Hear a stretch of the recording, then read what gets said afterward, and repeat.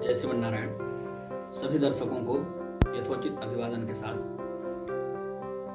आज आप लोगों के सामने प्रस्तुत हो रहा हूं कल 10 जनवरी को जो ग्रहण होने वाला है उस संदर्भ में चर्चा करने के लिए।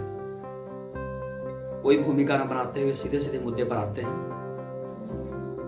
पहला प्रश्न यही होगा, क्या कल ग्रहण है? जवाब है हाँ, कल ग्रहण है और रात में 10:38 से लेकर 2:42 तक है। दूसरा प्रश्न, क्या यह ग्रहण भारत में दिखाई देगा? इसका जवाब यह है कि चंद्र ग्रहण जो है सार्वभौमिक होता है, सार्वदेशिक होता है। इसका मतलब यह हुआ कि जब चंद्र ग्रहण होगा उस समय पूरे विश्व में जहां जहां रात्रि होगी वहां वहां वह ग्रहण दिखाई देगा। तो निश्चित है कि कल जो ग्रहण लगने वाला है रात के समय लगेगा, भारत में भी दृश्य होगा। यह पूछने की बात नहीं है कि यह ग्रहण भारत में दृश्य है। यह ग्रहण यूके में, अर्जेंटीना में, अंटार्कटिका में, ब्राजील आदि देशों में जहां दिन का समय हो रहा होगा वहां नजर नहीं आएगा। अब अगला प्रश्न है, क्या इसके लिए यम, नियम, सूतक आदि मान्य होंगे, मानने चाहिए या नहीं मानने चाहिए? इसका जवाब है नहीं मानने चाहिए। यहीं पर लोगों का भ्रम है कि जब ग्रहण हो रहा है, ग्रहण भारत में दृश्य भी हो रहा है, फिर हम इसके यम, नियम, सूतक आदि क्यों न माने? तो मित्रों, यह बात समझनी चाहिए कि आकाश की जो आकाशीय स्थिति है वो हमेशा एक जैसी नहीं रहती है।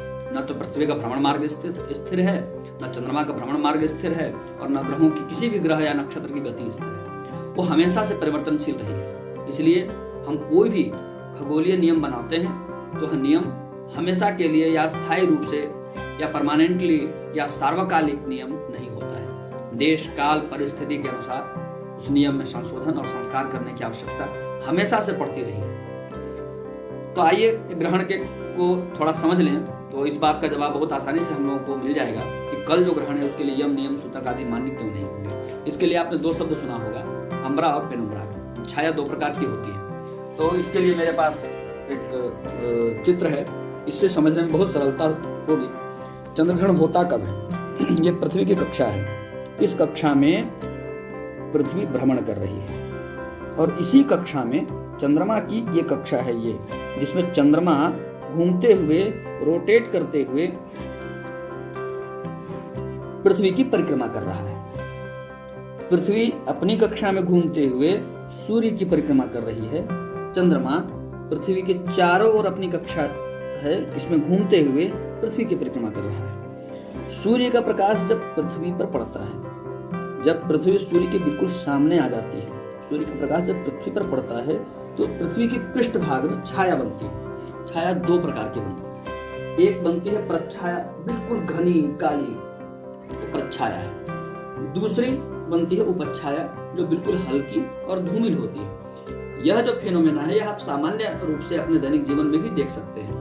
किसी भी वस्तु की छाया जो बनती है वो दो प्रकार की बनती है। दीपक में भी आप देखेंगे तो मुख्य छाया जो होती है बिल्कुल डार्क और बीच में बनती है, उसके चारों ओर हल्की छाया बनती है। तो यह अम्बरा और पेनुम्बरा का नामक फेनोमेना है, जिसको हम लोग संस्कृत में प्रच्छाया और उपच्छाया के नाम से जानते हैं। ग्रहण के यम, नियम, सूतक आदि तभी मान्य होते हैं जब चंद्रमा का प्रवेश इस प्रच्छाया वाले भाग में होता है। जब प्रच्छाया वाले भाग में प्रवेश करते हुए चंद्रमा में चंद्र ग्रहण लगेगा, जब प्रच्छाया वाले भाग में प्रवेश करते हुए चंद्र ग्रहण होगा तभी धर्मशास्त्रीय यम, नियम, सूतक आदि मान्य होते हैं, अन्यथा मान्य नहीं होते हैं। कल जो ग्रहण लग रहा है उसमें चंद्रमा प्रच्छाया में प्रवेश नहीं करेगा, वो उपच्छाया में ही प्रवेश करेगा और उपच्छाया में प्रवेश करने के कारण हमें ग्रहण जैसा कुछ दिखेगा भी नहीं।